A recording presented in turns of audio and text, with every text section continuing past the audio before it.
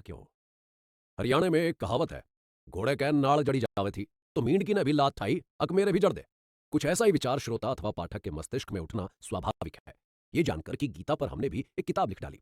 वो सोचेगा कि दाल भात में ये मूसल चंद कौन? इन महाशय को लेखक ही बनने का शौक पूरा करना था, तो उसके लिए कोई और विषय छांट लिया होता, न कि विश्वविख्यात हिंदू धर्म चूड़ामणि श्रीमद् भगवत गीता का गूढ़ एवं गंभीर तथ्य। और फिर पिछले कई सहस्र वर्षों में इस दिव्य संदेश रूपी अथाह क्षीर सागर के देशीय व विदेशीय तत्वदर्शियों तथा मर्मज्ञों द्वारा गहन मंथन विलोडन से इतने प्रचुर अमूल्य ज्ञान रत्न निकाले जा चुके हैं कि अवशिष्टों में से एक आध प्रशस्त नग ये साहब भी निकाल पाएंगे। ये नितांत संदेहास्पद है। इस प्रकार की सभी आशंकाओं एवं जिज्ञासाओं के उत्तर में हमारा यही विनम्र निवेदन है कि हमें भली भांति एहसास है कि सही अर्थों में लेखक बनना कोई बच्चों का खेल नहीं, बड़ी खांडे की धार है। साथ में हमें अपनी औकात का भी पूरा पता है कि हम कितने पानी में हैं। अतः हम तो लेखक होने का दावा ही नहीं करते, और ना ही हम इस धोखे में हैं कि श्रीमद् भगवत गीता के किसी गुह्य सार अथवा गुप्त तत्व को हम भी कभी उजागर कर देंगे। ये सारी बातें तो हमारी कल्पना की परिधि से भी कोसों कोसों दूर हैं। यह सब कुछ होने पर भी हम कहना चाहेंगे कि प्रस्तुत पुस्तक लिखने का दुस्साहस करने की तह में सुदीर्घ काल से कचोटती हुई एक अंतर्वेदना है। विद्यार्थी जीवन ही से एक चुभन चली आ रही थी कि गीता जैसी भवभयहारी, मानव मंगलकारी, विश्व सम्मान्य अनुपम ग्रंथ का लाभ हमारे देश के करोड़ों हिंदी भाषियों को क्यों नहीं पहुंच पा रहा है। हमारे यहाँ गीता के विविध भाष्यों, अनुवादों व संस्करणों की कमी नहीं है, किंतु वे बहुलता से संस्कृत, अंग्रेजी, अन्य विदेशी व देशी भाषाओं में उपलब्ध हैं। गीता संबंधी हिंदी रचनाओं का अपने देश में अकाल है, ऐसी बात कदापि कदापि नहीं है, परंतु उनका अध्ययन उच्च अथवा उच्च माध्यमिक शिक्षा स्तर के व्यक्ति ही कर सकते हैं। इस कटु सत्य को स्वीकार करने में हमें रंच मात्र भी संकोच नहीं होना चाहिए कि इन हिंदी ग्रंथों में कुछ उत्कृष्ट अपवादों को छोड़कर अधिकांशतः गीता के श्लोकों तथा उन पर लिखे हुए भाष्यों का अर्थ मात्र शाब्दिक, भाषा क्लिष्ट, टीका पद्धति कुटिल एवं व्याख्या शैली जटिल होती है। फलतः बेचारे पाठकों को केवल अध्ययन से ही संतोष करना पड़ता है और गीता के गूढ़ार्थ तथा प्रेरक तत्व से वंचित रहना पड़ता है। दुर्भाग्यवश ऐसे लाभ वर्जित व्यक्ति हमारे देशवासियों का अति प्रबल बहुलांश है, क्योंकि हिंदी लिखने पढ़ने वालों, बोलने वालों तथा समझने वालों की कुल संख्या भारत ही में 60 करोड़ से कम नहीं है। अपने देश में जनता का इतना एक विशाल सागर श्रीमद् भगवत गीता जैसे राष्ट्रीय ग्रंथ के शुभालोक से शून्य रह जाए, क्या ये एक राष्ट्रीय विडंबना नहीं है? हिमालय काय इसी क्षति की लवांश पूर्ति के हेतु प्रस्तुत गीता कथा एक अकिंचन एवं नगण्य प्रयास है। इस सदुद्देश्य की प्राप्ति के लिए गीता विवेचन में यह शैली अपनाई गई है कि पहले संस्कृत में मूल श्लोक दिया गया है, फिर अर्थ सहित पदच्छेद, तत्पश्चात अनुवाद के रूप में सारे श्लोक का अर्थ, और अंत में दुर्गम स्थलों के स्पष्टीकरण तथा दुस्तर विषयों को समझने के लिए टिप्पणी दी गई है। यथासंभव भाषा को सरल, विषय विवरण को सुगम तथा वस्तु विन्यास को सरस रखा गया है।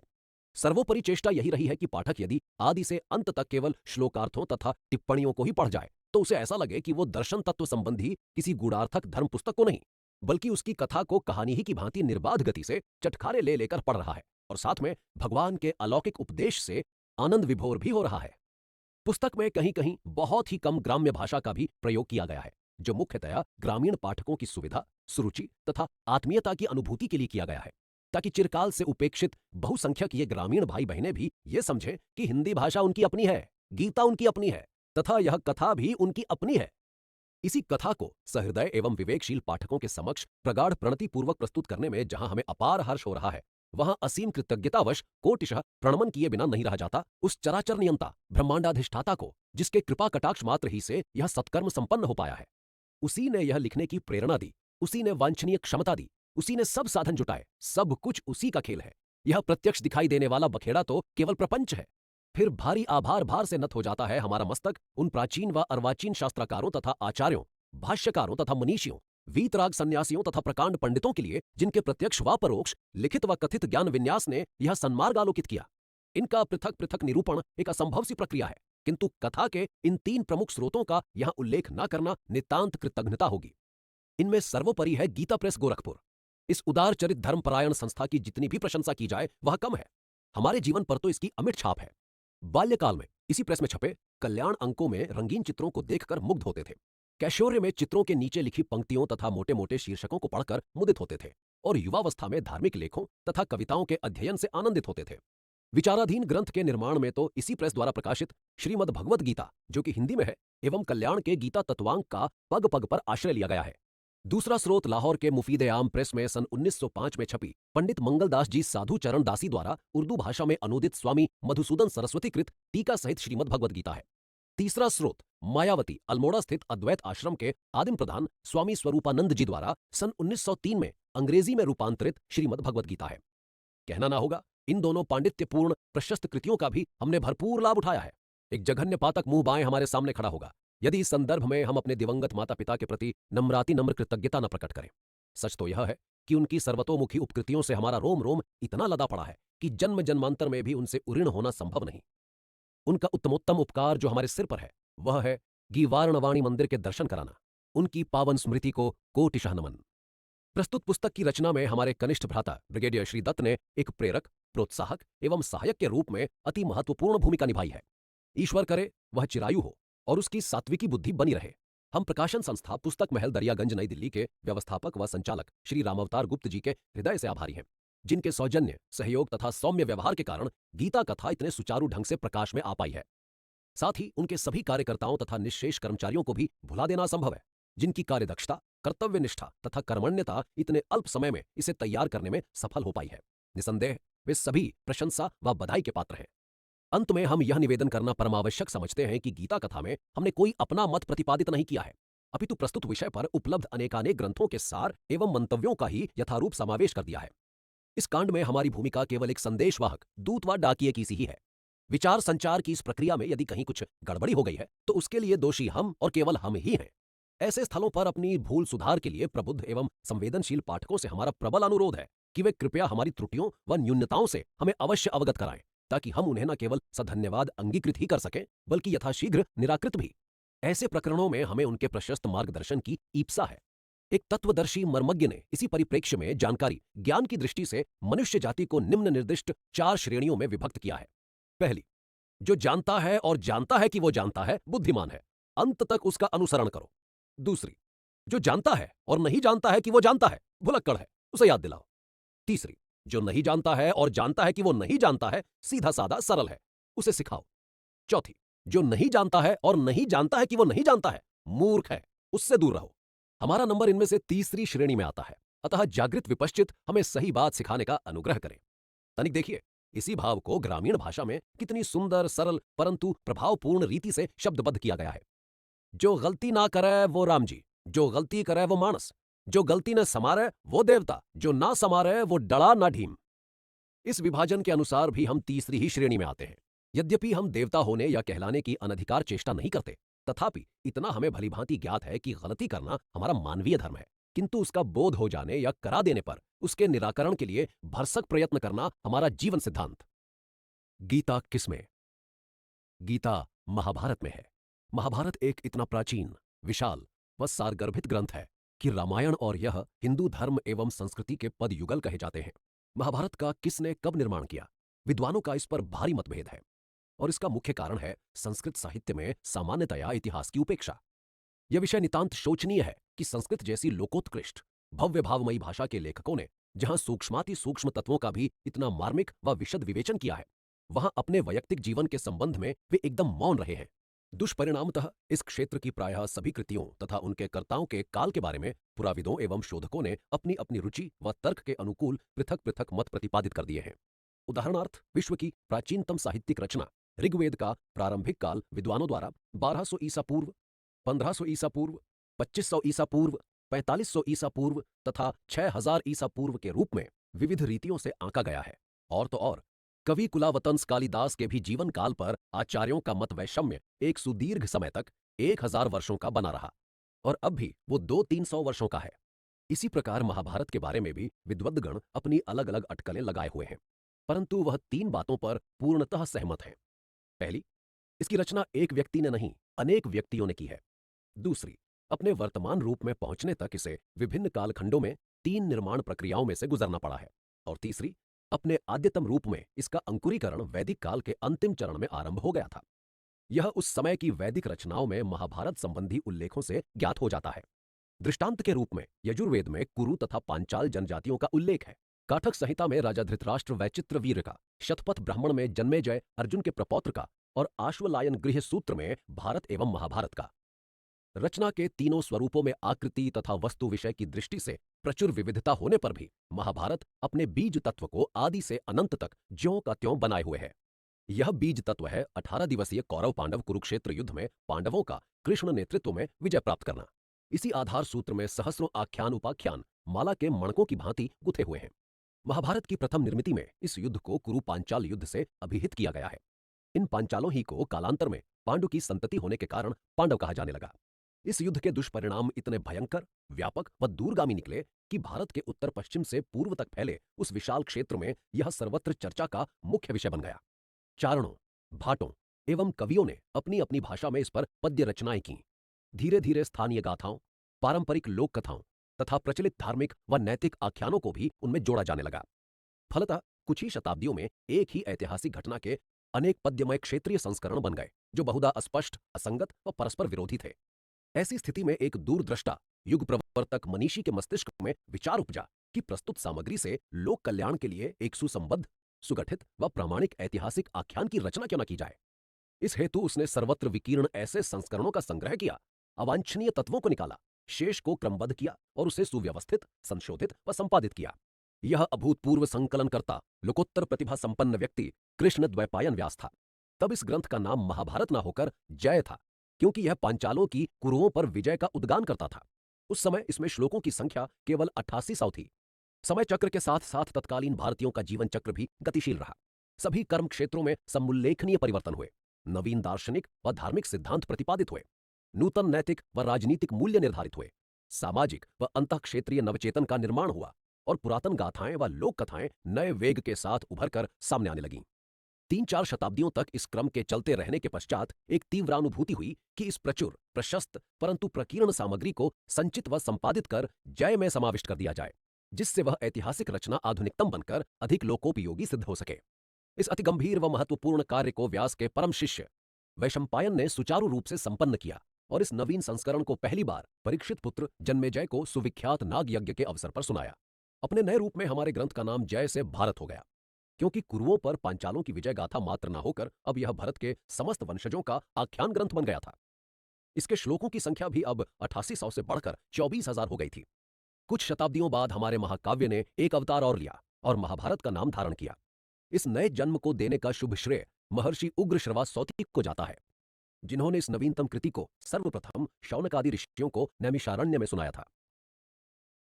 हमारा ग्रंथ अब बड़ा भीमकाय बन गया था। कौरव पांडव युद्ध रूपी मूलभूत ऐतिहासिक सूत्र तो अब भी पहले ही जितना बना रहा, किंतु धार्मिक, सामाजिक, दार्शनिक, नैतिक, पौराणिक, ऐतिहासिक, ऐहिक, पारलौकिक विषयों की तो उसमें एक प्रबल बाढ़ सी आ गई। विशेषतः पौराणिक आख्यानों, उपदेशात्मक व्याख्यानों तथा नैतिक समाख्यानों ने तो इसका कलेवर इतना फुला दिया कि अपने वर्तमान आकार में महाभारत विश्व भर के साहित्यिक इतिहास में सबसे लंबी कविता बन गई है। इसका कुछ अनुमान इस तथ्य से लगाया जा सकता है कि यूनान के मूर्धन्य कवि होमर द्वारा रचित यूरोप के 2 सर्वाधिक बड़े महाकाव्यों इलियड तथा ओडिसी के संयुक्त विस्तार से प्रायः 8 गुना आकार महाभारत का है। अपनी आधुनिक स्थिति में इसमें 1 लाख से अधिक श्लोक हैं, जिनका केवल लगभग 5वां भाग अर्थात 20,000 श्लोक ही इसके मूल सूत्र कौरव पांडव युद्ध के विषय में है। पुराणों की शैली पर निर्मित महाभारत एक सांस्कृतिक और धार्मिक इतिहास ग्रंथ है। हिंदुओं के धार्मिक, सामाजिक, नैतिक, दार्शनिक, गार्हस्थ्य सन्यासीय जीवन का कोई पक्ष इससे अछूता नहीं रहा है। इसीलिए कहा गया है कि जो इस महाभारत में है वही अन्यत्र है और जो इसमें नहीं है वो कहीं नहीं है। इसमें विषय विवेचन व मत प्रतिष्ठापन वेद पुराणाश्रित होने के कारण आधिकारिक व प्रामाणिक हैं। अतः इसे इतिहास आख्यान ग्रंथ के साथ साथ स्मृति ग्रंथ भी माना जाता है। इतना ही नहीं, मानव मात्र की सभी समस्याओं का सुलभ समाधान इसमें होने के कारण इसे विश्व विज्ञान कोश तथा पंचम वेद की उपाधियों से भी विभूषित किया जाता है। यहाँ यह जानना रुचिकर होगा कि महाभारत के तीनों स्वरूपों के तुलनात्मक अध्ययन से भारतीयों की तत्कालीन धार्मिक व सामाजिक दशाओं के क्रमिक विकास का पता लगाया जा सकता है। यथा इसके प्रथम चरण जय में एकमात्र ब्रह्मा की उपासना होती थी, दूसरे चरण भारत में उसके साथ साथ विष्णु और शिव की भी होने लगी और तीसरे चरण महाभारत में शक्ति पूजा अंकुरित हुई, जो कालांतर में तंत्रों में अपने पूर्ण विकास को पहुंची। इसी कालखंड में विभिन्न धार्मिक मतों के समन्वय द्वारा अद्वैतवाद को श्रीमद् भगवद गीता के माध्यम से परिपोषित किया गया। इसी प्रकार कृष्ण को रचना की प्रथम अवस्था में केवल एक मानव समझा जाता था, देवता नहीं। यद्यपि एक शीर्षस्थ वेदांती, कुशल कूटनीतिज्ञ तथा निर्भीक रणयोद्धा के रूप में उसका प्रचुर समादर होता था। फिर दूसरी अवस्था में उसे विष्णु का अवतार मानकर देवता के रूप में पूजा जाने लगा और तीसरी अवस्था में तो उसने गीता के द्वारा स्वयं के साक्षात ब्रह्म ही के होने की घोषणा कर दी। सामाजिक स्तर पर हम जय के निर्माण काल में एक स्त्री के बहुत पति होना, विवाह पूर्व ही उसे संतान हो जाना, नियोग व्यवस्था और अंतरजातीय विवाह जैसी प्रथाएं देखते हैं, किंतु आगे चलकर हम स्त्री जाति की एक बहुपरिवर्तित व परिमार्जित छवि उभरी हुई पाते हैं। प्रस्तुत प्रकरण में महाभारत के प्रतिपाद्य विषय का सिंहावलोकन कर लेना भी असंगत न होगा। यह महाग्रंथ 18 पर्वों पुस्तकों में विभक्त है। इसका हरिवंश नामक 19वां पर्व भी है, किंतु वह एक परिशिष्ट के रूप में है। इन पर्वों का आकार बड़ी विविधता लिए हुए है। 12वां सबसे लंबा है, जिसमें लगभग 14,000 श्लोक हैं, और 17वां सबसे छोटा, जिसमें केवल 312 श्लोक हैं। 8वें और अंतिम 3 पर्वों को छोड़कर शेष सभी पर्व अधिक लंबे होने के कारण उप पर्वों में विभक्त हैं। वैसे प्रत्येक पर्व अध्यायों में तो विभाजित है ही। इस अद्भुत कृति की गौरवमयी कथा को अब हम यथाशक्ति संक्षिप्त रूप में पर्व क्रमानुसार देने का प्रयास करेंगे। पहला, आदि पर्व। प्राचीन काल में उत्तरी भारत, जो उस समय कुरुओं द्वारा शासित होने के कारण कुरुक्षेत्र कहलाता था, उसकी वर्तमान दिल्ली से उत्तर पूर्व में 57 मील दूर हस्तिनापुर नामक राजधानी थी। उसमें राजा विचित्र वीर्य के 2 पत्नियों से उत्पन्न 2 पुत्र धृतराष्ट्र और पांडु रहते थे। धृतराष्ट्र बड़ा था, परंतु दृष्टिहीन था, अतः पांडु ही राज्य संचालन करता था। उसके 5 पुत्र पांडव थे। युधिष्ठिर सबसे बड़ा, भीम, अर्जुन, नकुल तथा सहदेव। धृतराष्ट्र के 100 पुत्र कौरव थे, जिनमें सबसे बड़ा दुर्योधन था। पांडु की असामयिक मृत्यु के बाद धृतराष्ट्र ने राजकाज संभाल लिया और अपने भतीजों पांडवों का भी अपने पुत्रों के साथ लालन पोषण आरंभ कर दिया। पांडव कौरवों की अपेक्षा अस्त्र शस्त्र विद्या में अधिक निपुण और ज्यादा बुद्धिमान थे, इसलिए धृतराष्ट्र ने युधिष्ठिर को अपना उत्तराधिकारी नियुक्त कर दिया। कौरवों को पांडवों की यह बढ़ती हुई शक्ति और लोकप्रियता एक आंख न भाई, और वे उनके वध की योजना बनाने लगे। पांडवों को जैसे ही इसका पता चला, वे वहां से खिसक लिए। वनों को पार करते हुए वे पांचाल देश पहुंचे और वहां के राजा द्रुपद की कन्या द्रौपदी को अर्जुन ने स्वयंवर में जीता। अपनी माता की इच्छा के अनुसार पांचों भाइयों ने सामूहिक रूप से द्रौपदी को अपनी पत्नी बना लिया। स्वयंवर के अवसर पर ही पांडवों की भेंट प्रथम बार अपने मामा के पुत्र यादव नरेश कृष्ण से हुई, और तभी से उन दोनों वंशों के संबंध दृढ़तर होते चले गए। धृतराष्ट्र ने अपने भतीजों के इस नवीन दोहरे गठबंधन पांचालों तथा यादवों के साथ को देखते हुए उन्हें मना लेना ही उचित समझा। सो उसने उन्हें अपने पास बुलाकर अपने राज्य को 2 भागों में बांट दिया। कौरवों की राजधानी तो हस्तिनापुर ही बनी रही, किंतु पांडवों ने अपनी राजधानी के रूप में एक नया नगर इंद्रप्रस्थ, जो कि वर्तमान दिल्ली है, उसे बनाया। दूसरा, सभा पर्व। अपनी बुद्धि और चातुरी से पांडवों ने अपना राज्य थोड़े ही समय में बड़ा समृद्ध और वैभवशाली बना लिया। यह सब देखकर ईर्ष्यालु दुर्योधन जल उठा और उसने अपने धूर्त जुआरी मामा शकुनी के साथ मिलकर उनका राज्य हड़पने की एक चाल चली। इसके अनुसार धृतराष्ट्र से कहा गया कि वह पांडवों को हस्तिनापुर आने के लिए आमंत्रित करे। उनके वहां आ जाने पर दुर्योधन ने युधिष्ठिर को जुआ खेलने के लिए चुनौती दी। युधिष्ठिर ने उसे स्वीकार किया, किंतु वह हार गया और अपना सब कुछ, राज्य, संपत्ति, सेना, चारों भाई और अंत में द्रौपदी को भी गंवा बैठा। फिर एक समझौता हुआ, जिसके अधीन पांडव पहले 12 वर्षों का निर्वास और फिर 1 वर्ष का अज्ञातवास करेंगे और उसके पश्चात ही लौटकर अपना राज्य वापस ले सकेंगे। तीसरा, वन पर्व। पांडव द्रौपदी के साथ सरस्वती तीर पर स्थित काम्यक वन आते हैं और वहां 12 वर्ष रहते हैं। इस अवधि में अनेक ऋषि मुनिगण पौराणिक कथाओं व धार्मिक प्रवचनों से इनका ढारस बंधाते और मनोबल बढ़ाते हैं। चौथा, विराट पर्व। 13वां वर्ष अर्थात अज्ञातवास वर्ष वे मत्स्य नरेश विराट के सेवकों के रूप में बिताते हैं।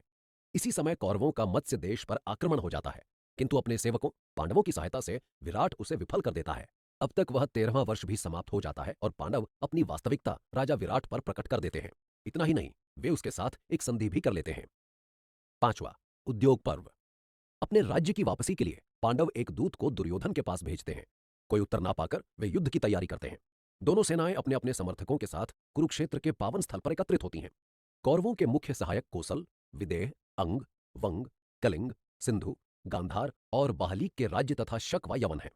पांडवों के प्रधान पक्षधर पांचाल, मत्स्य, काशी, चेदी तथा मगध के राज्य और कृष्णानुयायी यादव हैं। छठे से 10वां, भीष्म पर्व, द्रोण पर्व, कर्ण पर्व, शल्य पर्व तथा सौप्तिक पर्व। 18 दिनों तक घोर युद्ध होता है, जिसमें सारे कौरव मारे जाते हैं और केवल पांडव तथा उनका सारथी कृष्ण बचते हैं। 11वां, स्त्री पर्व, मृतकों के अंतिम संस्कारों का वर्णन। 12वां और 13वां, शांति पर्व तथा अनुशासन पर्व। मृत्युशैया पर लेटे भीष्म पितामह युधिष्ठिर को लगभग 20,000 श्लोकों में राजा के कर्तव्यों तथा अन्य विषयों पर उपदेश देते हैं। 14वां, आश्वमेधिक पर्व। वृद्ध नरेश धृतराष्ट्र तथा पांडवों के पारस्परिक वैमनस्य के दूर हो जाने पर युधिष्ठिर का हस्तिनापुर में राज्याभिषेक तथा अश्वमेध यज्ञ। 15वां, आश्रम वासिक पर्व। हस्तिनापुर में 15 वर्षों तक रहने के बाद धृतराष्ट्र का गांधारी के साथ वन को प्रस्थान करना और वहां एक भीषण अग्निकांड में दोनों का जलकर मर जाना। 16वां, कौशल पर्व। कुरुक्षेत्र में कौरवों तथा पांडवों के समर्थक यादवों का भी प्रतिद्वंद्विता के कारण गृह युद्ध छिड़ जाना और उनका सर्वनाश हो जाना। शोकातुर कृष्ण का निर्जन वन को निवृत्त होना और वहां एक व्याध का तीर लगने से परमधाम को सिधारना। 17वां महाप्रास्थानिक पर्व। जीवन से ऊबे पांडवों का भी युवक राजकुमार परीक्षित अर्जुन पौत्र को हस्तिनापुर का राज्यभार सौंपकर वन चले जाना और देव पर्वत मेरु के चढ़ने की प्रक्रिया में मृत्यु को प्राप्त हो जाना। 18वां स्वर्गारोहण पर्व। पांडवों का द्रौपदी समेत स्वर्गलोक पहुंचना। महाभारत का ऐतिहासिक आख्यान इसी 18वें पर्व पर समाप्त हो जाता है। इससे संलग्न 19वां पर्व हरिवंश मुख्य ग्रंथ का परिशिष्ट या खिल पर्व कहलाता है। पाश्चात्य विद्वानों का मत है कि इसे बाद में ख्रिस्टीय दूसरी शताब्दी के पश्चात जोड़ा गया है, क्योंकि इसमें रोमन सिक्के दीनार का उल्लेख है, जो भारत में ख्रिस्टीय पहली व दूसरी शताब्दियों के बीच प्रचलित हुआ था। जैसा कि इसके नाम से ही विदित होता है, इस पर्व में हरि, विष्णु व कृष्ण के वंश का वर्णन है। इसमें 16,000 से अधिक श्लोक हैं और इसके 3 भाग हैं। पहले भाग में कृष्ण के पूर्वजों से लेकर उनका विष्णु के अवतार रूप में जन्म लेने तक का इतिहास है। दूसरे में कृष्ण की जीवन लीलाओं का वृत्तांत है। तीसरा भाग कलयुग के अनाचारों व दुराचारों से संबद्ध है। महाभारत की चर्चा हो और उसमें उसके कर्ता का उल्लेख ना हो, यह बात जचती नहीं। अतः इस विषय में भी हम 2 शब्द कहना चाहेंगे। इस ग्रंथ रत्न के रचयिता महर्षि व्यास हैं। ये पराशर ऋषि और धीवर कन्या सत्यवती के पुत्र थे। ये सांवले काले रंग के होने के कारण कृष्ण तथा यमुना के एक द्वीप में उत्पन्न होने के कारण द्वैपायन कहलाए और इस प्रकार इनका नाम कृष्ण द्वैपायन पड़ा। बद्री में इनका आश्रम होने के कारण ये बादरायण भी कहलाए। इनकी माता से बाद में राजा शांतनु ने विवाह किया था।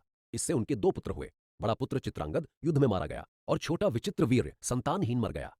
कृष्ण द्वैपायन ने वानप्रस्थीय वैराग्य तथा तपस साधना का जीवन धारण किया हुआ था, किंतु माता के आग्रह पर उन्होंने विचित्रवीर्य की दोनों संतानहीन विधवाओं अंबिका तथा अंबालिका से नियोग नियम के अनुसार 2 पुत्र उत्पन्न किए। अंबिका से ज्येष्ठ पुत्र धृतराष्ट्र ने जन्म लिया और अंबालिका से कनिष्ठ पुत्र पांडु ने। वहीं महल की एक ब्राह्मणी दासी से उन्होंने तीसरा पुत्र विदुर भी पैदा किया। शताब्दियों से इधर उधर बिखरे पड़े असंबद्ध कौरव पांडव युद्ध विषयक पद्यों तथा पौराणिक गाथाओं को इन्होंने एकत्रित कर क्रमबद्ध, संशोधित तथा संपादित किया और उन्हें एक साहित्यिक रचना का रूप दिया।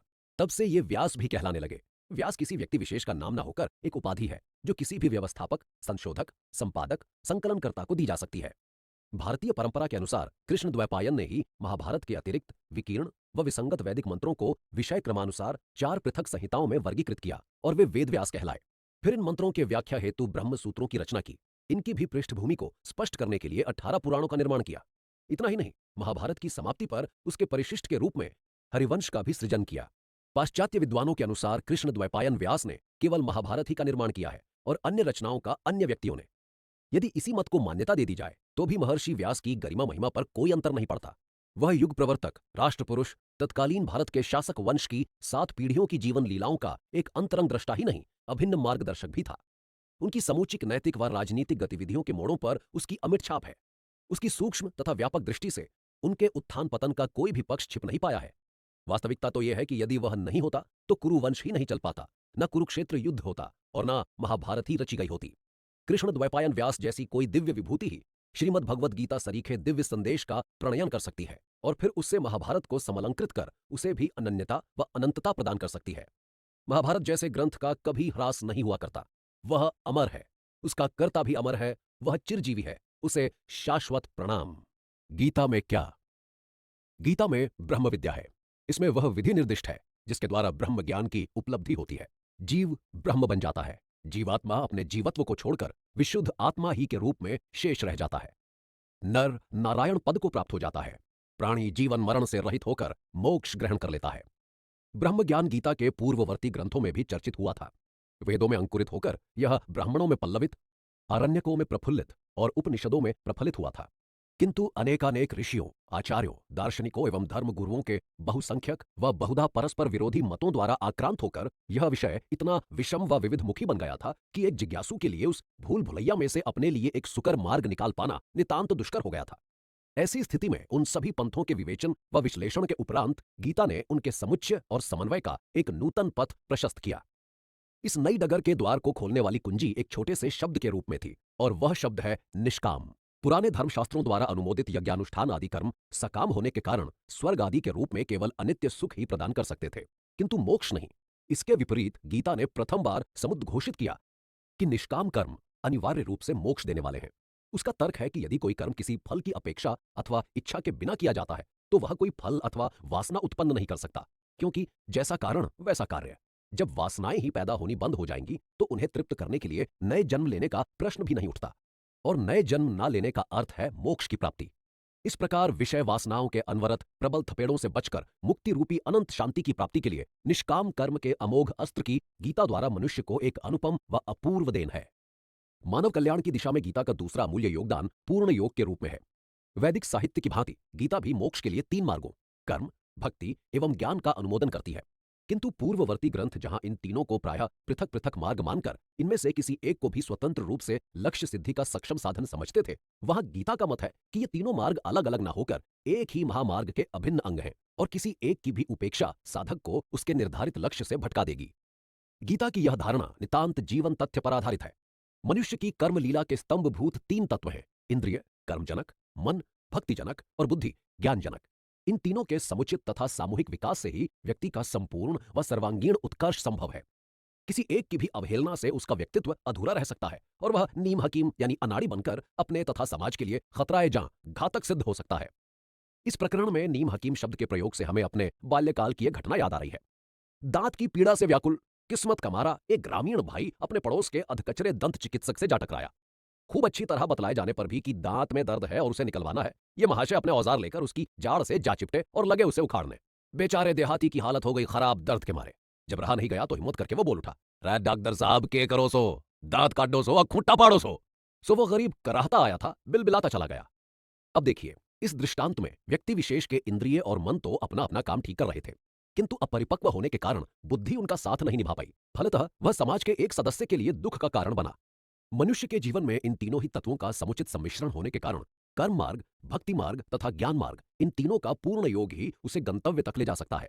एक अत्यंत क्रांतिकारी विचार जो गीता ने विश्व के समक्ष रखा है वह है गृहस्थ संन्यास का। जहां अन्य विचारधाराएं व मत मतांतर सन्यासी के लिए घर बार छोड़कर वन पर्वत आदि के निर्जन स्थान में चले जाना अनिवार्य समझते हैं, वहां गीता जगत के धार्मिक तथा दार्शनिक इतिहास में प्रथम बार डंके की चोट के साथ घोषणा करती है कि ये सब नितांत अनावश्यक है।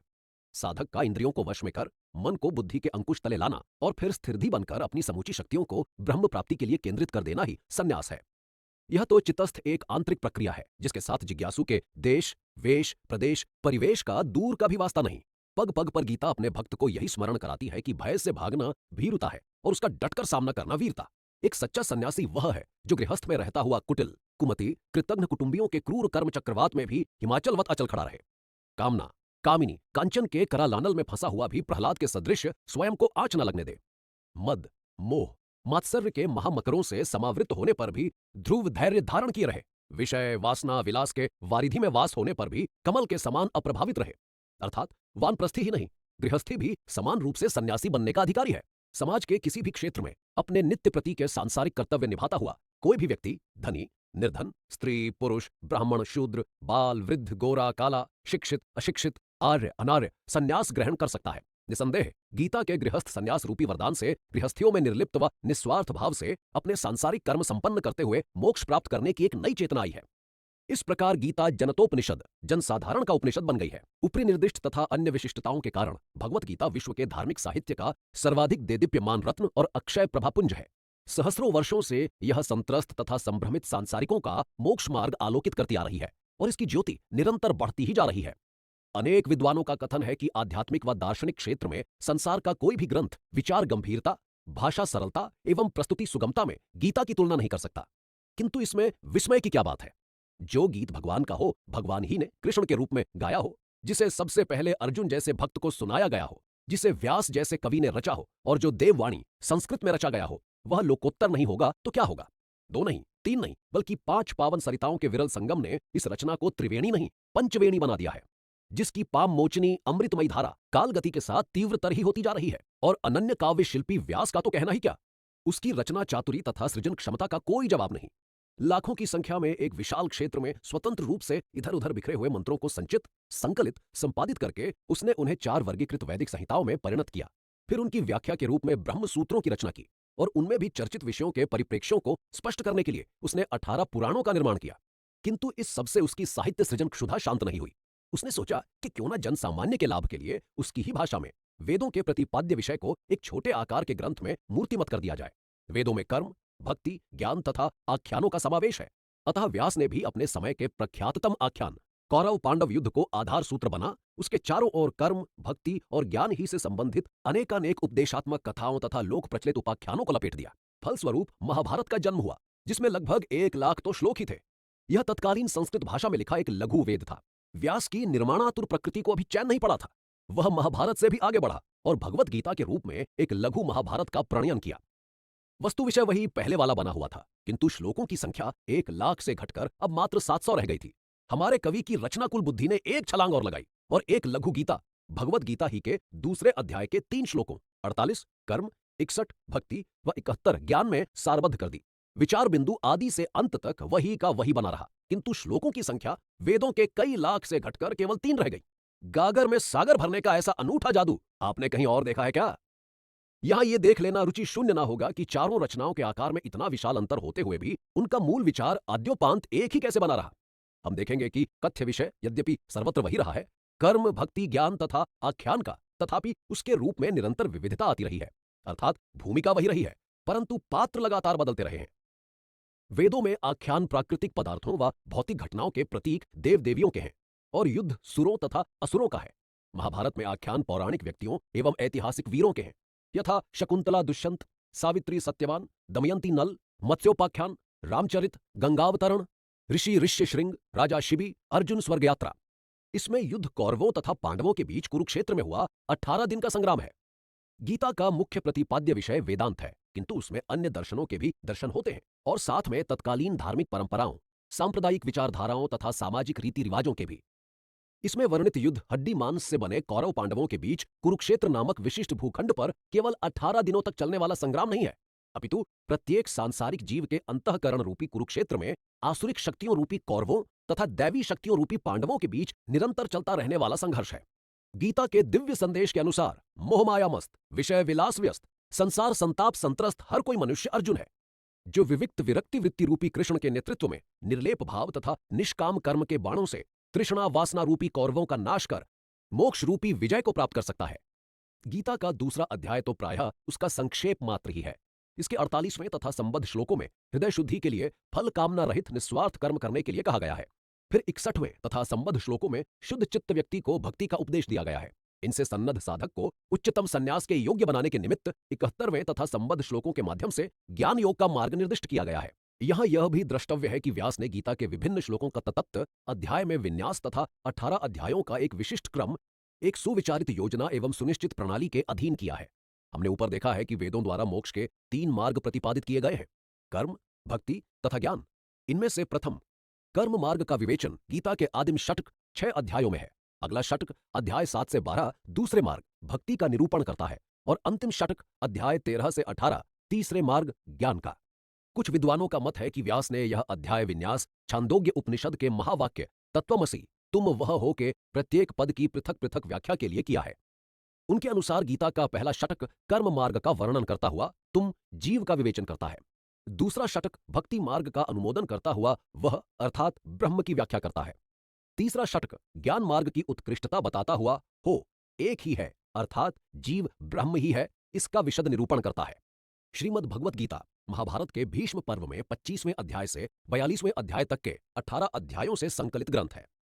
महाभारत की भांति इसके भी रचना काल के विषयों में पर्याप्त मतभेद है। इसमें स्वयं कहा गया है कि यह कुरुक्षेत्र में महाभारत युद्धारंभ के ठीक पहले अर्जुन का व्यामोह दूर करने के लिए कृष्ण और उसके बीच संवाद के रूप में उच्चरित हुई थी। यही परंपरागत विश्वास हिंदुओं में आज तक बना हुआ है। न्यायाधीश तैलंग और भंडारकर के विचार से यह ईसा पूर्व 4वीं शताब्दी में रची गई थी, किंतु आधुनिक विद्वान इसे पहली या दूसरी शताब्दी ईस्वी की रचना मानते हैं। संभवतः गीता का 700 श्लोकों वाला वर्तमान आकार पीछे स्थिर हुआ, परंतु मूल उपदेश रूप में यह महाभारत कालीन ही है। महाभारत के दार्शनिक और परमोच्च ज्ञान संबंधी अंशों में सबसे अधिक महत्वपूर्ण, सुप्रसिद्ध एवं लोकप्रिय भगवत गीता ही है। यह निर्लिप्त भाव से किए गए निष्काम कर्म द्वारा ब्रह्म प्राप्ति का सदुपदेश देती है। यह वर्ण व्यवस्था की विरोधी नहीं है, जैसी कि कुछ लोगों की धारणा है, किंतु यह गुण और स्वभाव के आधार पर उसका अनुमोदन करती है। हिंदू धर्म के सभी महत्वपूर्ण सिद्धांतों की परिभाषा प्रस्तुत कर यह उनका परिष्कार करती है। इसके समय तक भारतीय जीवन में जो अंतर्विरोध उत्पन्न हो गए थे, गीता उनका परिहार करके समुच्चय और समन्वय का मार्ग प्रशस्त करती है। विश्व भर के आध्यात्मिक ग्रंथों में गीता की सर्वोत्कृष्टता एवं लोकप्रियता का पता इससे चलता है कि संसार की प्रायः सभी भाषाओं में इसके असंख्य संस्करण अनुवाद के रूप में प्रकाशित हो चुके हैं और हो रहे हैं। सैकड़ों आचार्यों ने इस पर भाष्य, टीकाएं तथा निबंध लिखे हैं। इनमें शांगर भाष्य, रामानुज भाष्य, मधुसूदन सरस्वती की टीका, गीता गूढ़ार्थ दीपिका, ज्ञानेश्वरी, लोकमान्य तिलक का गीता रहस्य तथा श्री अरविंद का एसेज ऑन द गीता उल्लेखनीय है। भाष्यों में मूर्धन्य आदि शंकराचार्य कृत शांगर भाष्य है, जो अद्वैतवादी तथा निवृत्ति मार्गी है। संस्कृत भाषा में गीता पर 50 से अधिक टीकाएं लिखी गई हैं, जिनमें गीता गूढ़ार्थ दीपिका को सर्वोत्तम माना जाता है। इस टीका के कर्ता स्वामी मधुसूदन सरस्वती थे, जिनका जीवन काल आज से लगभग 300 वर्ष पहले था। अद्वैत संप्रदाय के प्रधान आचार्य तथा ग्रंथ लेखक होने के साथ साथ ये उच्च कोटि के कृष्ण भक्त भी थे, जो इनकी रचना भक्ति रसायन से सिद्ध होता है। गीता पर टीका इन्होंने वृंदावन में रहकर लिखी थी। कहते हैं वहां उन्हें प्रतिदिन भगवान कृष्ण के साक्षात दर्शन हुआ करते थे। इनकी 9-10 रचनाएं विशेष रूप से प्रसिद्ध हैं, जिनमें गीता ध्यानम भी सम्मिलित है। इसमें केवल 9 श्लोक हैं, जो स्तुतिपरक हैं और गीता के प्रतिपाद्य विषय, उसके रचयिता, उसके आधार तथा उसके सूत्रधार के बारे में संकेत रूप से बोध कराते हैं। एक प्रकार से यह गीता की झांकी है। आइए हम भी इस झांकी में तनिक झांक कर देखें। गीता ध्यान पार्थाय प्रतिबोधितां भगवता नारायणेन स्वयं व्यासेन ग्रथितां पुराण मुनिना मध्ये महाभारतम अद्वैतामृत वर्षिणीं भगवतीमष्टादशाध्यायिनी मम्ब त्वामनुसंदधामि भगवद्गीते भवद्वेषिणीं। पदच्छेद।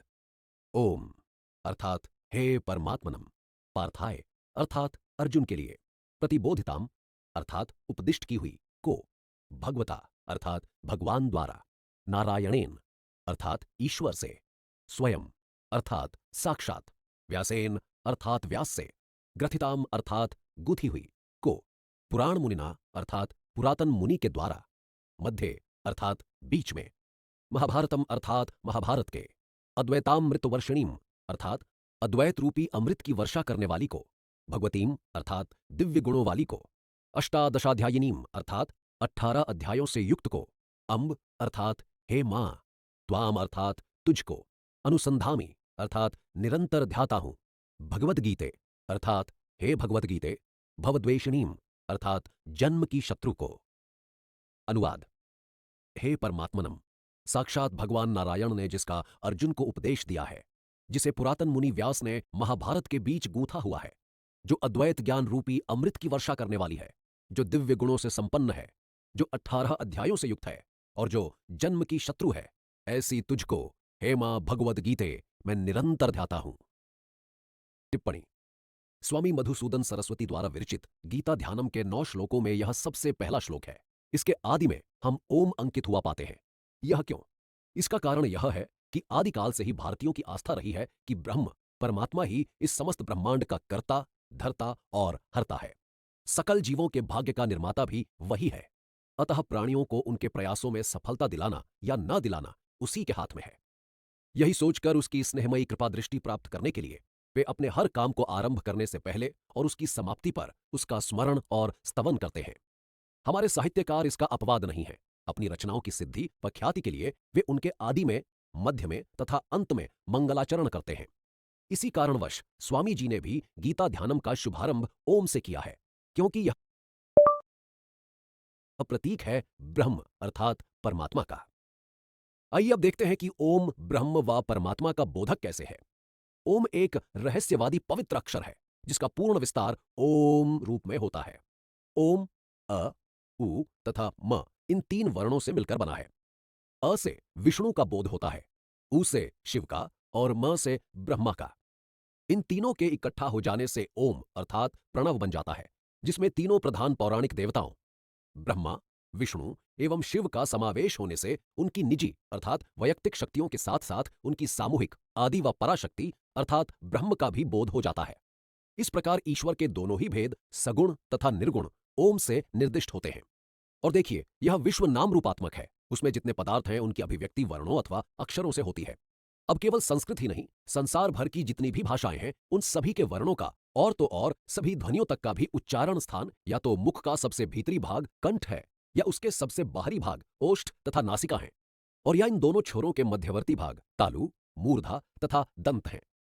किंतु कंठ तो अ का भी उच्चारण स्थान है और ओष्ठ उ के भी हैं तथा नासिका म का भी है और अ, उ तथा म से मिलकर तो ओम बनता है। इसका अर्थ यह हुआ कि ओम में सभी शब्द तथा ध्वनियां समाहित हैं। दूसरे शब्दों में उनके अभिव्यक्ति विषय सकल पदार्थ ओम में समाहित हैं, अर्थात उसी में उत्पन्न होते हैं, स्थित रहते हैं तथा विलीन हो जाते हैं। अब पदार्थों की यानी विश्व की ये तीनों अवस्थाएं तो केवल ब्रह्म ही में देखने को मिलती हैं, अन्यत्र नहीं। इसका सीधा सा अर्थ हो गया कि ओम और ब्रह्म एक ही हैं, अलग अलग नहीं। मोटे शब्दों में ओम ब्रह्म ही है। अभी एक दृष्टिपात और।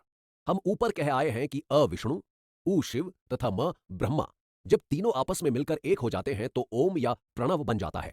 अब प्रणव का शाब्दिक अर्थ है पवित्र घोष अथवा शब्द, और शब्द शब्दों व ब्रह्म के अनुसार ब्रह्म है, तो ओम भी अंततः ब्रह्म हो गया। क्योंकि ओम अर्थात प्रणव, प्रणव अर्थात शब्द, शब्द ब्रह्म, अतः ओम हो गया ब्रह्म। इस प्रकार हमने उपरयुक्त तीन रीतियों से देखा है कि ओम ब्रह्म का प्रतीक है, वह ब्रह्म ही है। उसके परम पवित्र एवं मांगलिक होने के कारण गीता ध्यानम का सूत्रपात उसी के द्वारा किया गया है। अब कुछ चर्चा श्लोकों की कर लें। इसमें गीता का ध्यान संस्मरण किया गया है। इसका मोटा सा अर्थ है कि हे भगवद गीते, मैं तेरा निरंतर ध्यान करता हूं, तू कैसी है यह बतलाने के लिए सारा श्लोक इसके विशेषणों से भरा पड़ा है। प्रतिबोधिताम, उपदेश के रूप में बताई हुई अर्थात जिसका ज्ञान दिया गया है, किंतु बार बार के प्रश्नोत्तर क्रम द्वारा। अर्थात कृष्ण ने कुछ कहा, उस पर अर्जुन को शंका हुई और कृष्ण ने उसका समाधान किया। फिर अर्जुन को कुछ जिज्ञासा हुई और कृष्ण ने उसे शांत किया। फिर भी अर्जुन ने कुछ पूछा और कृष्ण ने उसका भी जवाब दिया। इस प्रकार प्रश्नोत्तर का यह क्रम सारी गीता में तब तक चलता रहा जब तक कि अंत में अर्जुन पूरी तरह विगत संदेह न हो गया। इसीलिए गीता को श्री कृष्णार्जुन संवाद से भी अभिहित किया जाता है। नारायणेन स्वयं, साक्षात ईश्वर द्वारा गीता का उपदेश दिया गया है। यहां यह शंका हो सकती है कि जब ईश्वर निराकार है तो वह उपदेश कैसे दे सकता है। इसका उत्तर है कि यद्यपि प्रत्यक्ष में कृष्ण ही ने उपदेश दिया था, किंतु वे तो विष्णु अर्थात नारायण व ईश्वर ही के अवतार थे, अर्थात ईश्वर से अभिन्न थे। अतः उस उपदेश को ईश्वर द्वारा दिया भी कहा जा सकता है। पुराण मुनिना, पुरातन व सनातन मुनि से कुरुवंश की 7 पीढ़ियों की कर्मलीला इन्होंने अर्थात व्यास ने देख रखी थी। अतः इनकी मति परिपक्वता, विचार गंभीरता, तीक्ष्ण दर्शिता तथा तथ्य विश्लेषण विदग्धता पर कौन उंगली उठा सकता था। कुछ विद्वान इस पद का अर्थ करते हैं पुराणों के रचनाकार मुनि द्वारा, क्योंकि व्यास मुनि ने ही 18 पुराणों की रचना की थी। अद्वैतामृत वर्षिणीम, अद्वैत ज्ञान रूपी अमृत की वर्षा करने वाली। यहां अद्वैत ज्ञान को अमृत कहा गया है, क्योंकि निष्काम कर्म द्वारा ब्रह्म प्राप्ति के सिद्धांत को जीवन में उतारने से जीव मोक्ष प्राप्त कर लेता है, वह अमर हो जाता है। और गीता इस अमृत का यूं ही जहां तहां 2-4 जगह ही उल्लेख नहीं करती, अपितु भरपूर मात्रा में आदि से अंत तक इसका प्रबल प्रतिपादन करती है। वर्षा की भांति झड़ी सी लगाती है, 2-4 बूंद ही नहीं टपकाती। अम्ब, हेमा, गीता का यह विशेषण बड़ा सार्थक है। अन्य सब नाते छोड़कर केवल मां का ही संबंध गीता के साथ स्थापित करना अति सारगर्भित है। कारण संसार के अन्य सभी प्राणियों का व्यवहार कम व अधिक छल, कपट, द्वेष अथवा स्वार्थ से प्रेरित होता है, किंतु मां का अपनी संतान के साथ बर्ताव निश्शेष एवं निरपवाद रूप से निस्वार्थ स्नेह, त्याग, बलिदान, ममता एवं अगाध सहिष्णुता से भरा होता है। और सभी व्यक्ति हमारी 2-4 त्रुटियों के बाद ही जहां डंडे से बात करते हैं, वहां मंगल मूर्ति मां हमारे जघन्य दोषों, घिनौने पापों तथा निशंस दुष्कृत्यों की एकदम अनदेखी कर हमारे सौख्य, सामर्थ्य, सुस्वास्थ्य के लिए आजीवन कामनारत रहती है। वह औरों को क्षति पहुंचा देगी, स्वयं भी कष्ट उठा लेगी, मगर अपने बच्चों पर फूल की भी चोट नहीं आने देगी। गांवों में कहावत है, मां जय डायण भी बन जागी, अपने बालका ने तो फेर भी छोड़ देगी। पूत तो कपूत बन सकता है, किंतु माता कुमाता नहीं बन सकती। अतः विलास, वासना, विषयों के विषम बाट पर जन्मों जन्मों से भटकते भगनाश अपने बालकों को कर्मयोग संजीवनी द्वारा गीता मां ही मोक्ष द्वार तक ले जा सकती है। भवद्वेषिणीम, अर्थात जन्म की शत्रु को। जब गीता, जैसा हमने अभी ऊपर देखा है, अद्वैत ज्ञान रूपी अमृत की वर्षा करने वाली है, तो अमर हो जाने के बाद जन्म मरण का चक्र, संसार बंधन तो अपने आप ही समाप्त हो जाता है। इस प्रकार पुनर्जन्म ना होने देने के कारण गीता ने मानो जन्म ही को नष्ट कर दिया, वह उसकी शत्रु बन गई है। नमोस्तु ते व्यास विशाल बुधे, फुल्लारविंदायत पत्र नेत्र, येन त्वया भारत तैलपूर्ण प्रज्वालितो ज्ञानमय प्रदीपः। पदच्छेद। नमः अर्थात नमस्कार, अस्तु यानी हो, ते अर्थात तेरे लिए, व्यास अर्थात हे व्यास, विशाल बुद्धे अर्थात हे विशाल बुद्धि वाले, फुल्लार विंदायत पत्र नेत्र अर्थात हे खिले हुए कमल पुष्प की बड़ी बड़ी पंखड़ियों की भांति आंखों वाले, येन अर्थात जिससे, त्वया अर्थात तुझसे, भारत तैल पूर्ण अर्थात महाभारत रूपी तेल से भरा हुआ, प्रज्वलित अर्थात जलाया गया है, ज्ञानमय अर्थात ज्ञान का, प्रदीप अर्थात बड़ा दीपक। अनुवाद। हे विशाल बुद्धि वाले, हे खिले हुए कमल पुष्प की चौड़ी चौड़ी पंखड़ियों की भांति बड़ी बड़ी आंखों वाले, हे व्यासदेव, तुझको मेरा नमस्कार हो, क्योंकि तूने हृदय मंदिर का अज्ञानांधकार दूर करने के लिए महाभारत रूपी तेल से भरा हुआ गीता ज्ञान रूपी महान दीपक जलाया है। टिप्पणी। पिछले श्लोक में स्वामी मधुसूदन जी ने गीता का ध्यान किया था। इस श्लोक के द्वारा वे गीताकार महर्षि वेदव्यास का ध्यान स्तवन करते हैं। भारत तैल पूर्ण, अर्थात महाभारत रूपी तेल से। हम पहले देखा है कि गीता महाभारत ही का अंश विशेष है। यह उसमें भीष्म पर्व में 18 अध्यायों 25 से 42 ही से बनी है। इसलिए महाभारत की विविध ज्ञान सामग्री ही इसमें सार रूप से उल्लसित होती है। उसी का प्रकाश तत्व इसकी ज्ञान ज्योति को प्रदीप्त किए हुए है। जैसे कि तेल एक दीपक को जलने की क्षमता प्रदान करता है। प्रदीप अर्थात बड़ा दीपक। दीपावली आदि प्रकाशोत्सवों में हम देखते हैं कि एक दीपक बड़ा होता है और शेष ढेर सारे छोटे छोटे होते हैं, जिन्हें उस बड़े दीपक से जलाया जाता है। इसी प्रकार व्यास ने गीता रूपी एक ऐसे महान ज्ञान दीपक की रचना की, जिसने कालांतर में विविध भाषाओं में काव्य, नाटक, उपन्यास, कथा, कविता आदि के रूप में नाना साहित्यिक कृतियों के निर्माण के लिए प्रेरणा दी। प्रपन्न पारिजाताय तोत्रवेत्रैकपाणाय ज्ञान मुद्राय कृष्णाय गीतामृत दुहे नमः। पदच्छेद। प्रपन्न पारिजाताय अर्थात शरणागतों के कल्प वृक्ष के लिए, तोत्रवेत्रैकपाणाय अर्थात एक हाथ में बेंत का चाबुक धारण करने वाले के लिए, ज्ञान मुद्राय अर्थात ज्ञान मुद्रा धारण करने वाले के लिए, कृष्णाय अर्थात कृष्ण के लिए, गीतामृत दुहे अर्थात गीता रूपी अमृत को दुहने वाले के लिए, नमः अर्थात नमस्कार हो। अनुवाद। जो शरणागत भक्तों को कल्प वृक्ष के समान मनोवांछित फल देने वाला है, जिसके एक हाथ में गौओं व घोड़ों को हाँकने के लिए बेंत का चाबुक है, जो ज्ञान मुद्रा से युक्त है और जो गीता रूपी अमृत को दुहने अर्थात निकालने वाला है, ऐसे कृष्ण के लिए नमस्कार हो। टिप्पणी। गीता व गीताकार का ध्यान करने के पश्चात श्री मधुसूदन सरस्वती जी प्रस्तुत श्लोकों में गीता के सूत्रधार श्री कृष्ण का पवित्र स्मरण करते हैं। ज्ञान मुद्रा सिद्धियों तथा गुरुओं द्वारा धारित वह मुद्रा, जिसके अनुसार हस्त की तर्जनी अंगुली की नोक अंगूठे की नोक से मिलकर एक मंडल अर्थात गोल चक्र बना देती है और शेष तीनों अंगुलियां इनसे अलग होकर एक साथ मिली रहती हैं। इसमें अंगूठा ब्रह्म का प्रतीक है, तर्जनी अंगुली जीव का और शेष तीनों अंगुलियां सत्व, रजस और तमस रूपी तीनों गुणों का और सामूहिक रूप से प्रकृति का। इसका अभिप्राय है कि जब जीव त्रिगुणात्मक प्रकृति का पूर्ण परित्याग कर निश्शेष रूप से ब्रह्म की शरण में आता है, तो वह भी शून्य अर्थात गोल चक्र में खो जाता है, मिल जाता है और तन्मय अर्थात ब्रह्ममय हो जाता है। गीतामृत दुहे। इसमें कृष्ण को गीता रूपी अमृत का दुहने वाला बताया गया है। कारण यह है कि कृष्ण पूर्ण योगी एवं वेदांतनिष्ठ हैं। उन्होंने उपनिषदों का मर्म निकालकर अपने अनन्य भक्त व सखा अर्जुन को उसे पहली बार सुनाया है। यह मर्म अमृतवत है जो गीता में निहित है, इसीलिए उन्हें गीतामृत को दुहने यानी निकालने वाला बताया गया है। यही अगले श्लोक में विस्तार पूर्वक वर्णित है।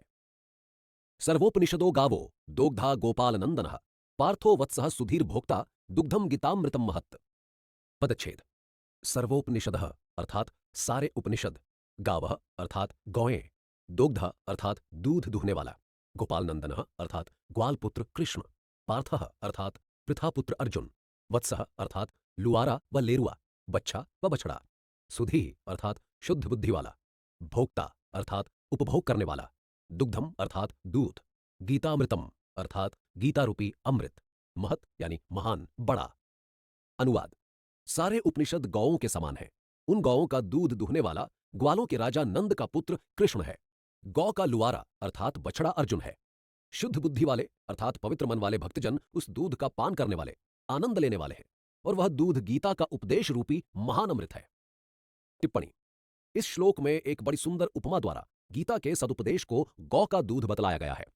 जिस प्रकार एक ग्वाला गौ का दूध निकालते समय उसका दूध सबसे पहले उसके बछड़े को पिलाता है और उसके बाद ही उसे अपने घर वालों, मित्रों, ग्राहकों आदि को देता है, उसी प्रकार ग्वालों के राजकुमार उस कृष्ण ने भी सारे उपनिषदों का मनन मंथन कर आत्मनित्यत्व और निष्काम कर्म रूपी उनके सार तत्व को सबसे पहले अपने अभिन्न मित्र, संबंधी, बहनोई एवं शिष्य अर्जुन को महाभारत युद्ध से पहले सुनाया और तत्पश्चात ही वह अमर संदेश गीता के रूप में सारे संसार तक पहुंचा। वसुदेव सुतम देवम कंस चाणूरमर्दनम देवकी परमानंदनम कृष्णम वंदे जगद्गुरुम। पदच्छेद। वसुदेव सुतम अर्थात वसुदेव के पुत्र को, देवम अर्थात दिव्य रूपधारी को, कंस चाणूर मर्दनम अर्थात कंस तथा चाणूर का कचूमर निकालने वाले को, देवकी परमानंदम अर्थात देवकी के लिए परम आनंद स्वरूप को, कृष्णम अर्थात कृष्ण को, वंदे अर्थात नमस्कार करता हूं, जगद्गुरुम अर्थात विश्व के शिक्षक को। अनुवाद। मैं वसुदेव के पुत्र, दिव्य रूपधारी कंस तथा चाणूर नामक दुष्टों का संहार करने वाले, देवकी माता के लिए परम आनंद स्वरूप अर्थात देवकी मैया को अत्यधिक आनंद देने वाले एवं समस्त संसार के शिक्षक सन्मार्गदर्शक भगवान कृष्ण की वंदना करता हूं, उन्हें नमस्कार करता हूं। भीष्म द्रोण तटा जयद्रथ जला गांधार नीलोपला शल्य ग्रहावती कृपेण वहनी कर्णेन वेलाकुला अश्वत्थाम विकर्ण घोर मकरा दुर्योधनावर्तिनी सोत्तीर्णा खलु पांडवय रणनदी कैवर्तकः केशवः। पदच्छेद। भीष्म द्रोण तटा अर्थात भीष्म और द्रोण रूपी तटों वाली, जयद्रथ जला अर्थात जयद्रथ रूपी जल वाली, गांधार नीलोपला अर्थात शकुनी रूपी नीले पत्थर यानी चट्टान वाली, शल्य ग्रहावती अर्थात शल्य रूपी घड़ियाल वाली, कृपेण अर्थात कृपाचार्य से, वहनी अर्थात प्रवाह वाली, कर्णेन अर्थात कर्ण से, वेलाकुला अर्थात उन्नत तरंगों वाली, अश्वत्थाम विकर्ण घोर मकरा अर्थात अश्वत्थामा और विकर्ण रूपी भयंकर मगरों वाली, दुर्योधनावर्तिनी अर्थात दुर्योधन रूपी भमर वाली, स अर्थात वह, उत्तीर्णा अर्थात पार कर ली गई, खलु अर्थात निश्चय ही, पांडवही अर्थात पांडवों द्वारा, रण नदी अर्थात युद्ध रूपी नदी, कैवर्तकः अर्थात मल्लाह नाव खिवैया, केशवः अर्थात कृष्ण। अनुवाद। भीष्म और द्रोण जिसके दो बड़े बड़े किनारे थे, जयद्रथ जिसका अगाध जल था, गांधार नरेश शकुनी जिसमें बड़ी नीली चट्टान था, शल्य जिसमें घड़ियाल था, कृपाचार्य जिसका तीव्र प्रवाह था, कर्ण जिसकी ऊंची ऊंची लहरों का समूह था, अश्वत्थामा और विकर्ण जिसमें भयंकर मगरमच्छ थे, तथा दुर्योधन जिसमें घातक भंवर था, ऐसी दुस्तर कुरुक्षेत्र युद्ध रूपी नदी को भी पांडवों ने निश्चय ही सहज ही पार कर लिया, क्योंकि उनके मल्लाह कर्णधार भगवान कृष्ण थे। टिप्पणी। यहां कौरवों और पांडवों के बीच हुए 18 दिवसीय कुरुक्षेत्र युद्ध की उपमा एक भयावह अवरोधपूर्ण नदी से की गई है। किसी ऐसी नदी को जिसके किनारे सुदृढ़, सीधे तथा ऊंचे खड़े हों, जल अति गहरा, तीव्र प्रवाह वाला तथा प्रचंड लहरों से आकुल हो, और जो बड़ी बड़ी चट्टानों, विकराल घड़ियालों, मगरमच्छों तथा भंवरों से व्याप्त हो। पार करने की चेष्टा करना साक्षात मृत्यु का आह्वान करना होता है। प्रायः वही स्थिति पांडवों की भी इस युद्ध में थी। उनके पास केवल 7 अक्षौहिणी सेना थी, जबकि कौरवों के पास 11 अक्षौहिणी थी। इसके अतिरिक्त भीष्म, द्रोण, कर्ण आदि तत्कालीन लगभग सभी उद्भट योद्धा और मूर्धन्य महारथी भी उन्हीं की ओर थे। फिर भी विजयश्री ने पांडवों का ही वर्ण किया, क्योंकि उनका नेतृत्व, समर संचालन द्वारकाधीश कृष्ण के कुशल हाथों में था। उनके रणचातुर्य, नीति नैपुण्य, विचार वैदग्ध्य तथा व्यवहार कौशल्य का इससे बड़ा प्रमाण और क्या हो सकता है। इस प्रकार इस श्लोक में भी श्री कृष्ण का ही स्तवन किया गया है। पाराशर्य वचः सरोजम मलम गीतार्थ गंधोत्कटम नानाख्यान केसरम हरिकथा संबोधना बोधितम लोके सज्जनष्ट पदैर्हरः पेपीयमानं मुदा भूयाद भारत पंकजम कलिमल प्रध्वंसी नः श्रेयसे। पदच्छेद। पाराशर्य वचः सरोजम अर्थात व्यास के वचन रूपी सरोवर में पैदा हुआ, अमलम अर्थात निर्मल, गीतार्थ गंधोत्कटम अर्थात गीता के अर्थ रूपी सुगंध से अत्यंत सुवासित, नानाख्यानक केसरम अर्थात नाना प्रकार की कथा रूपी केसर वाला, हरि कथा संबोधना बोधितम अर्थात भगवान की कथा के उपदेश से विकसित, लोके अर्थात संसार में, सज्जन षटपदैः अर्थात सज्जन रूपी भ्रमरों से, अहरह अर्थात प्रतिदिन, पेपीयमानम अर्थात बारंबार पिया जाने वाला, मुदा अर्थात आनंदपूर्वक, भूयात यानी हो, भारत पंकजम अर्थात महाभारत रूपी कमल, कलिमल प्रध्वंसी अर्थात कली काल के पापों को नष्ट करने वाला, नह यानी हमारे, श्रेयसे अर्थात कल्याण के लिए। अनुवाद। कली काल के अर्थात समस्त पापों को नष्ट करने वाला तथा पराशर के पुत्र महर्षि व्यास के वचन रूपी सरोवर में पैदा हुआ महाभारत रूपी निर्मल कमल हमारे लिए कल्याणकारी हो। जो कमल गीता के अर्थ रूपी सुगंध से अत्यंत खुशबूदार, सुवासित है, नाना प्रकार की कथाएं ही जिसके केसर हैं, जो भगवान की कथा के उपदेश से ही विकसित है, तथा सारे संसार में सज्जन रूपी भ्रमर, भौरे जिसके सारभूत मकरंद यानी पराग का प्रतिदिन आनंद पूर्वक बारंबार पान करते रहते हैं। टिप्पणी। गीता, गीताकार तथा गीता सूत्रधार के मंगलमय ध्यान वंदन के पश्चात स्वामी मधुसूदन जी अब गीताधार महाभारत का पुण्य संस्मरण करते हैं और उससे विश्व के कल्याण के लिए प्रार्थना करते हैं।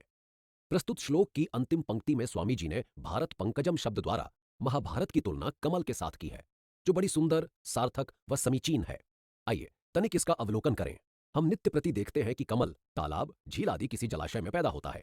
उधर महाभारत के पैदा होने का जलाशय पाराशर्य व्यास के वचन है। हम पहले कह आए हैं कि व्यास ऋषि पराशर तथा धीवर कन्या सत्यवती की संतान है, अतः उनके अनेक अभिधानों में एक पाराशर भी है। हम यह भी जानते हैं कि महाभारत व्यास की रचना है, अर्थात श्लोक आदि के रूप में उसका समस्त वाग विस्तार व्यास ही के द्वारा हुआ है। दूसरे शब्दों में महाभारत व्यास ही के वचनों का समुदाय है, मानो उन्हीं से निःसृत हुई है। कमल सुंदर, स्वच्छ तथा मैल रहित अमल होता है। उधर महाभारत भी त्रुटि, दोष तथा मल यानी पाप रहित है और अपने भक्तों को भी अमल अर्थात निर्मल व निष्कलंक बना देती है। कमल अपने रेशे तंतुओं व पंखड़ियों आदि में पूर्णतया व्याप्त गंध के कारण स्वयं भी सुगंधित रहता है और अपने चारों ओर के वायुमंडल में भी उस सुगंध को फैलाता है। उधर महाभारत की सुगंध, सुख्याति व सदुपयोगिता का स्रोत उसके मध्य में स्थित भगवत गीता का निष्काम कर्म तथा निर्लोभाव रूपी सदुपदेश है, जिसने गीता ही को नहीं अपितु उसके कारण महाभारत ही को विश्व का सर्वोत्कृष्ट ग्रंथ बना दिया है और उसके माध्यम से मानव मात्र ही को लाभान्वित कर दिया है। कमल में उसकी सुंदरता बढ़ाने व सुगंध फैलाने का काम उसके केसर, सूत्र व तंतु करते हैं। उधर महाभारत में उसकी महत्ता व उपादेयता बढ़ाने का काम उसमें विशाल मात्रा में वर्तमान लौकिक कथाएं, ऐतिहासिक गाथाएं तथा पौराणिक आख्यान करते हैं। कमल अपनी तीव्र गंध तथा परम सुंदरता के कारण अपने पूर्ण विकास को प्राप्त होता है। उधर महाभारत हरि, विष्णु व कृष्ण संबंधी बहुसंख्यक कथाओं तथा उपदेशों के कारण अपने पूर्ण विकास, चरम उत्कर्ष को प्राप्त होती है। कमल तथा महाभारत की तुलना के क्रम में अब हम अपने श्लोक की तीसरी पंक्ति पर आते हैं। इसका प्रत्येक शब्द बड़ा सोद्देश्य व सारगर्भित है। देखिए, इधर कमल का रस भौरे पीते हैं और उधर महाभारत का आनंद सज्जन लेते हैं। ऐसा नहीं है कि एक बार रस पीकर उड़ जाने के बाद भौरे उस कमल पर फिर लौटकर नहीं आएंगे और उसका रस नहीं पिएंगे, बल्कि बार बार पिएंगे। इसलिए पेपीयमानम शब्द प्रयुक्त किया गया है, ना कि पीयमानम। इसी प्रकार सज्जन, महात्मा व भक्त लोग भी महाभारत के अध्ययन का आनंद बार बार आजीवन उठाते हैं। फिर कमल रस को भौरे मन मारकर अथवा बाध्य होकर नहीं पीते, बल्कि अपनी ही इच्छा से और पूरे आनंद से पीते हैं। इसलिए मुदा शब्द कहा गया है। इसी प्रकार सज्जन भी अनिच्छा या विवशता से महाभारत का पठन पाठन नहीं करते, अपितु आनंदवश करते हैं। भौरों के रसपान का समय यहाँ अहरह से निर्दिष्ट किया गया है, जो नितांत युक्ति युक्त है। अहरह का शाब्दिक अर्थ है दिन दिन में। यह सर्वविदित है कि कमल सूर्यास्त के साथ बंद हो जाता है और फिर अगले दिन सूर्योदय होने पर ही खुलता है। जब रात भर कमल का मुंह बंद ही रहेगा तो भंवरे कैसे उसके अंदर घुस सकेंगे? इस प्रकार वे केवल दिन ही दिन में पीते हैं। यदि वे रात को भी रस पी सकते होते तो कदाचित अहरह के बजाय अहर्निशम शब्द प्रयुक्त हुआ होता। स्वामी जी ने यहाँ भंवरे के लिए षटपद शब्द का प्रयोग किया है, जो बहुत ही उपयुक्त है। षटपद का अर्थ है 6 पैरों वाला। भंवरे की 6 ही टांगे होती हैं, जिनके द्वारा वह वस्तुओं के साथ संपर्क कर बाह्य जगत का बोध करता है। अब यही शब्द सज्जन के साथ भी बिल्कुल ठीक बैठता है, क्योंकि वह भी 6 टांगों वाला है। ये टांगे उसकी 5 कर्मेंद्रियों तथा मन को मिलाकर बनती हैं। इन 6 माध्यमों के द्वारा ही तो मनुष्य बाह्य जगत के साथ संपर्क में आता है और अनुभूति प्राप्त करता है। इस प्रकार एक ही शब्द का प्रयोग दोनों ओर कितना सुंदर, कितना सही बैठता है। एक अंतिम शब्द रह गया है, लोके। इसका अभिप्राय है कि सज्जन रूपी भंवरे महाभारत रूपी कमल का रसास्वादन केवल भारत में अथवा किसी अन्य विशिष्ट भूखंड ही में नहीं, अपितु समग्र विश्व भर में करते हैं। सो प्रत्येक शब्द के प्रयोग करने में कोई ना कोई कारण है, कोई उद्देश्य है। मूकम करोति वाचालम पंगुम लंघ्यते गिरिम यत्कृपा तमहम वंदे परमानंद माधवम। पदच्छेद। मूकम अर्थात गूंगे को, करोति यानी कर देती है, वाचालम अर्थात वक्ता, पंगुम अर्थात लंगड़े को, लंघयते अर्थात लंघा पार करा देती है, गिरिम अर्थात पर्वत को, यत्कृपा अर्थात जिसकी कृपा, तम यानी उसको, अहम यानी मैं, वंदे अर्थात प्रणाम करता हूं, परमानंद माधवम अर्थात परमानंद स्वरूप ब्रह्म को। अनुवाद। जिसकी कृपा गूंगे को कुशल वक्ता अर्थात जिभाल बना देती है और लंगड़े से भी पर्वत पार करा देती है अर्थात अत्यंत असमर्थ को भी समर्थ बना देती है, उस परमानंद स्वरूप ब्रह्म को मैं प्रणाम करता हूं। टिप्पणी। गीता ध्यानम के अंतिम 2 श्लोकों द्वारा श्री मधुसूदन सरस्वती जी कृष्ण के निराकार प्रकार ब्रह्म का पुण्य स्मरण करते हैं। इस श्लोक में वे इस विचार का सबल प्रतिपादन करते हैं कि ब्रह्म सर्वशक्तिमान है, नहीं, वह साक्षात शक्ति ही है। वह नितांत असमर्थ को भी सर्वथा समर्थ बना देता है। जैसे एक गूंगे को वह केवल बोलने ही के योग्य नहीं बना देता, अपितु एक कुशल, स्पष्ट और सशक्त वक्ता भी। इसी प्रकार एक लंगड़े को वह केवल चलने ही के समर्थ नहीं बनाता, बल्कि उससे पहाड़ तक भी लंघवा देता है। सारांश यह कि मनुष्य के लिए जो बात असंभव है, ईश्वर की कृपा से वही उसके लिए संभव, सुकर तथा खेल मात्र बन जाती है। यम ब्रह्मा वरुणेन्द्र रुद्र मरुतः स्तुवन्ति दिव्यैः स्तवैर्वेदैः सांग पद क्रमोपनिषदैर गायन्ति यम सामगः ध्यानावस्थित तद्गतेन मनसा पश्यन्ति यम योगिनो यस्यांतम न विदुः सुरासुरगणा देवाय तस्मै नमः। पदच्छेद। यम अर्थात जिसको, ब्रह्मा वरुणेन्द्र रुद्र मरुतः अर्थात ब्रह्मा, वरुण, इंद्र, रुद्र, मरुत यानी वायु आदि देवता, स्तुवंती अर्थात स्तुति करते हैं, दिव्यहि अर्थात अलौकिक से, स्तवहि अर्थात स्तुतियों से, वेदहि अर्थात वेदों के द्वारा, सांग पद क्रमोपनिषदहि अर्थात अंग, पद, क्रम व उपनिषद सहित, गायंती अर्थात गान करते हैं, यम यानी जिसको, सामगह अर्थात सामदेव का गान करने वाले, ध्यानावस्थित तद्गतेन अर्थात ध्यान में स्थित किए हुए उस ब्रह्म में गए हुए से, मनसा अर्थात चित्त से, पश्यन्ति अर्थात देखते हैं, यम यानी जिसको, योगिनः अर्थात योगी लोग, यस्य अर्थात जिसके, अंतम यानी पार को, न यानी नहीं, विदुः अर्थात जानते हैं, सुरासुर गणः अर्थात देवताओं तथा राक्षसों के समुदाय, देवाय अर्थात दिव्य पुरुष ब्रह्म के लिए, तस्मै अर्थात उसके लिए, नमः यानी नमस्कार। अनुवाद: ब्रह्मा, वरुण, इंद्र, रुद्र, वायु आदि देवता दिव्य अर्थात अलौकिक स्तुतियों द्वारा जिसका स्तवन करते हैं, सामवेद का गान करने वाले विद्वान अंग, पद, क्रम और उपनिषद सहित वेदों से जिसका यशोगान करते हैं, ध्यान में स्थिर किए हुए तद्गत अर्थात ब्रह्म में पहुंचे हुए चित्त योग से योगी लोग जिसका साक्षात्कार करते हैं तथा समस्त देवता और राक्षस भी जिसका पार नहीं पाते हैं, ऐसे उस दिव्य पुरुष परमात्मा व ब्रह्म के लिए नमस्कार है। टिप्पणी: पिछले श्लोक में स्वामी जी ने ब्रह्म को सर्वशक्तिमान बतलाया था। यहां उससे आगे बात को बढ़ाते हुए वे कहते हैं कि ब्रह्म सर्वशक्तिमान ही नहीं, शक्ति स्रोत भी है। वह आदि शक्ति है, वह सनातन पुरुष, अतीन्द्रिय तथा अज्ञेय भी है। आइए देखें वे इन चारों उपाधियों का ब्रह्म के विषय में औचित्य प्रस्तुत चार पंक्तियों द्वारा कैसे प्रतिपादित करते हैं। सबसे पहले वे कहते हैं कि ब्रह्मा, वरुण, इंद्र आदि देवता उस ब्रह्म की स्तुति करते हैं। क्यों करते हैं? क्योंकि वे जानते हैं कि उनकी शक्ति अपनी शक्ति नहीं है, बल्कि किसी और अज्ञेय तत्व की दी हुई है। ब्रह्मा यदि सृष्टि करता है, विष्णु यदि उसका पालन करते हैं, शिव यदि उसका संहार करते हैं, इंद्र यदि वर्षा करते हैं, अग्नि यदि दहन करती है, सूर्य यदि ताप और प्रकाश देता है, तो अपनी इच्छा से नहीं, अपितु किसी अन्य परम तत्व की आज्ञा से। वह इन सब देवताओं का आधार बिंदु है, उनके अस्तित्व ही का मूल कारण है। वह सबको शक्ति देता है, परंतु कोई उसे नहीं देता। दे भी कैसे सकता है जब वो स्वयं ही शक्ति है, आदि शक्ति ही वह है। दूसरी पंक्ति में कहा गया है कि सामवेद का गान करने वाले अर्थात मंत्रों के उद्गाता चारों वेदों तथा उनके छहों अंगों, नाना पद, क्रम व उपनिषदों, वेदांत द्वारा ब्रह्म का यशोगान करते हैं। हम जानते हैं कि वेद विश्व साहित्य की प्राचीनतम रचनाएं हैं। भारतीय विद्वान तो इन्हें अपौरुषेय मानते हैं। सृष्टि के आदिकाल ही से इनका अस्तित्व है, ऐसी उनकी धारणा है। अब यदि इतनी उत्कृष्ट व पुरातन कृतियां भी किसी का प्रशस्ति वाचन करती हैं, तो इसका अर्थ हुआ कि इनके प्रतिपाद्य विषय को परम स्तुत्य व चरम श्लाघ्य होने के साथ साथ इनका प्रागवर्ती भी होना चाहिए, अर्थात सृष्टि रचना से भी पूर्व उसकी सत्ता होनी चाहिए। दूसरे शब्दों में उसे सनातन पुरुष होना चाहिए। अब हम तीसरी पंक्ति में देखते हैं कि ब्रह्म अतीन्द्रिय कैसे है। इसमें प्रत्येक शब्द का अपना महत्व है। हम यम से आरंभ करते हैं। यम जिसे अर्थात ब्रह्म को पश्यन्ति यानी देखते हैं। क्या सामान्य मनुष्य देखते हैं? नहीं। योगिनः केवल योगी लोग। क्या वे भी उसे बाहर की अर्थात स्थूल आंखों से देखते हैं? नहीं। मनसा यानी मन से, केवल मन की आंखों से। क्या मन से भी वो उसे सर्वदा देख सकते हैं? नहीं। ध्यानावस्थित तद्गतेन अर्थात जब वे स्वयं तो ध्यान मुद्रा में स्थित हों और उनका मन तद्गत हो यानी उसमें ब्रह्म में गया हुआ हो, खोया हुआ हो, लीन हुआ हो। सो बड़े बड़े संयमी योगी भी ब्रह्म का साक्षात्कार केवल उतनी ही देर तक कर सकते हैं जब तक वे स्वयं तो ध्यान समाधि में हो और उनका मन ब्रह्म में डूबा हुआ हो। रही सामान्य मनुष्य की अपनी साधारण आंखों से परमात्मा को देखने की बात, तो उसका तो प्रश्न ही नहीं उठता। इस प्रकार हमने देखा कि ब्रह्म हमारे नेत्र इंद्रिय से ग्राह्य नहीं है, अर्थात वह इंद्रियों से बहिर्भूत है, वह अतीन्द्रिय है। अंतिम पंक्ति में निर्दिष्ट है कि सारे देवता और राक्षस भी ब्रह्म का पार नहीं पा सके हैं। जब ऐसा है तो फिर बेचारे मर्त्य मानव को कभी उसका पूर्ण ज्ञान हो ही नहीं सकता, अर्थात वह ब्रह्म अज्ञेय है।